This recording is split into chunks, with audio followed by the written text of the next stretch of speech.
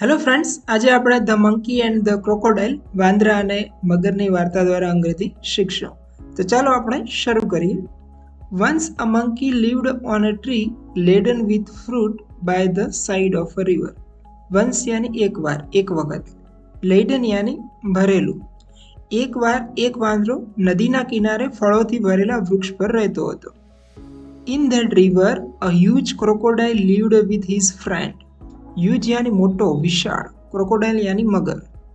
તે નદીમાં એક મોટો મગર પોતાના પરિવાર સાથે રહેતો હતો. He often came out on to the bank in search of food. Often યાની ઘણીવાર, કેમ આઉટ યાની બહાર આવતો, બેંક યાની નદી કિનારે, ઇન સર્ચ ઓફ ફૂડ યાની ખોરાકની શોધમાં. તે ઘણીવાર ખોરાકની શોધમાં નદીના કિનારે આવતો હતો. The monkey gave the crocodile lots of fruit from the tree. વાંદરો મગરને વૃક્ષ પરથી ઘણા ફળો આપતો. Gradually the monkey and the crocodile became friends. Gradually યાની ધીમે ધીમે, બીકેમ યાની થયા, બન્યા. ધીમે ધીમે વાંદરો અને મગર મિત્રો બની ગયા. The crocodile ate some of the fruit and also took some for his wife. Took યાની લઈ જતો. મગર થોડા ફળ ખાતો અને થોડા પોતાની પત્ની માટે લઈ જતો. One day his greedy wife demanded the monkey's heart.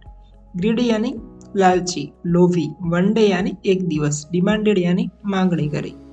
Monkeys heart યાની વાંદરાનું હૃદય. એક દિવસ તેની લોભી પત્નીએ વાંદરાના હૃદયની માંગણી કરી. તો ક્રોકોડાઇલ રિલેક્ટન્ટલી અગ્રીડ. રિલેક્ટન્ટલી યાની અનિચ્છાથી, અગ્રીડ યાની સંમત થયો. મગર અનિચ્છાથી સંમત થયો. He invited the monkey to his house for dinner. Invited યાની આમંત્રિત કર્યો. તેણે વાંદરાને પોતાના ઘરે જમવા માટે આમંત્રિત કર્યો. Carrying the monkey on his back, the crocodile started his journey home. Carrying यानी उचकीने, on his back यानी તેની પીઠ પર, journey यानी મુસાફરી. વાંદરાને પોતાની પીઠ પર ઉંચકીને બેસાડીને મગરે પોતાની ઘરે જવાની મુસાફરી શરૂ કરી. Once they had reached midstream, he told the monkey the truth. Once यानी જેવા કે, reached यानी પહોંચ્યા, midstream यानी નદીની વચ્ચે, truth यानी સત્ય, હકીકત. જેવા તેઓ નદીની વચ્ચે પહોંચ્યા તેણે વાંદરાને સચ્ચાઈ કહી. The monkey was clever. He said that he had left his heart on the tree. Clever યાની હોશિયાર, ચતુર.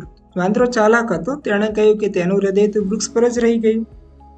So the crocodile with the monkey on his back returned to the tree.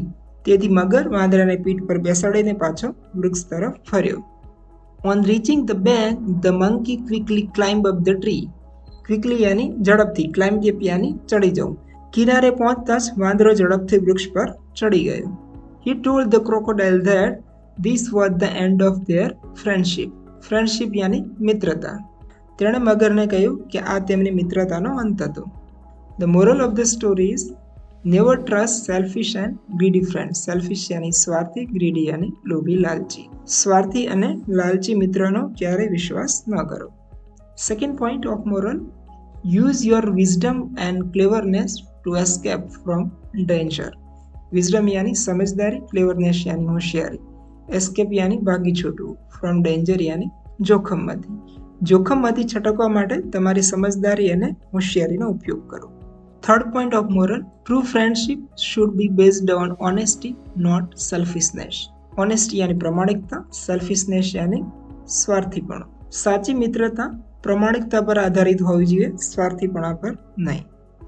હવે આપણે બધા પોઈન્ટ્સને કમ્બાઈન કરીને એક સાથે સ્ટોરી વાંચશું. Once a monkey lived on a tree laden with fruits by the side of a river. In that river a huge crocodile lived with his family. He often came out onto the bank in search of food. The monkey gave the crocodile lots of fruit from the tree.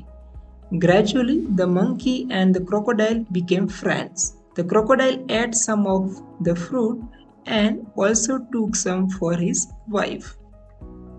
One day, his greedy wife demanded the monkey's heart. The crocodile reluctantly, unwillingly agreed. He invited the monkey to his house for dinner. Carrying the monkey on his back, the crocodile started his journey home.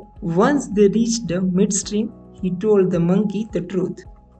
The monkey was clever. He said that he had left his heart on the tree. So the crocodile with the monkey on his back returned to the tree. On reaching the bank, the monkey quickly climbed up the tree. He told the crocodile that this was the end of their friendship. Moral of the story: first point, never trust selfish and greedy friends. Second point, use your wisdom and cleverness to escape from danger. Third point, true friendship should be based on honesty, not selfishness. અમારું spoken English અને grammar classes અમદાવાદમાં આવેલ છે. સો આપ online કે offline course join કરવા માંગતા હો તો આપેલા નંબર 7283969498 પર કોલ કરી વધુ માહિતી મેળવી શકો છો. આવી વધારે સ્ટોરીનો અભ્યાસ કરવા માટે અહીંયા ક્લિક કરીને વિડીયો જોઈ શકો છો. Thank you.